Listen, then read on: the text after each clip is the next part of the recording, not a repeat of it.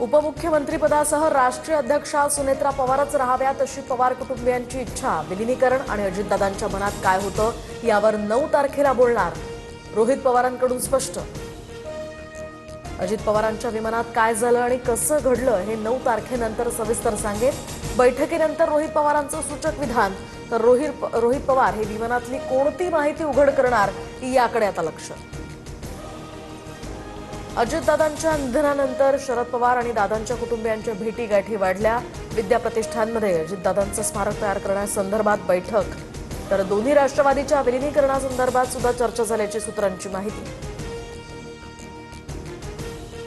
पुण्यातील मुंढवा जमीन व्यवहार प्रकरणी पार्थ पवारांना क्लीन चिट नाही, सूत्रांची माहिती।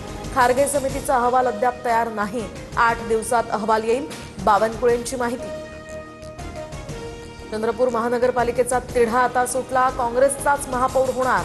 धानोरकर गटाकडून महापौर पदासाठी अर्ज, तर वडेट्टीवार समर्थक वसंत देशमुखांचा उपमहापौर पदासाठी अर्ज। ठाकरेंची शिवसेना मुंबईच्या महापौर आणि उपमहापौर पदासाठी उमेदवार, मातोश्रीवरील बैठकीत निर्णय।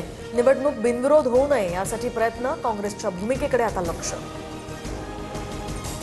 भारताचा 9 मोठ्या देशांसोबत मुक्त व्यापार सुरू, मात्र काँग्रेसच्या काळात अर्थव्यवस्था 13व्या स्थानी होती। देशाची अशी अवस्था का केलीत?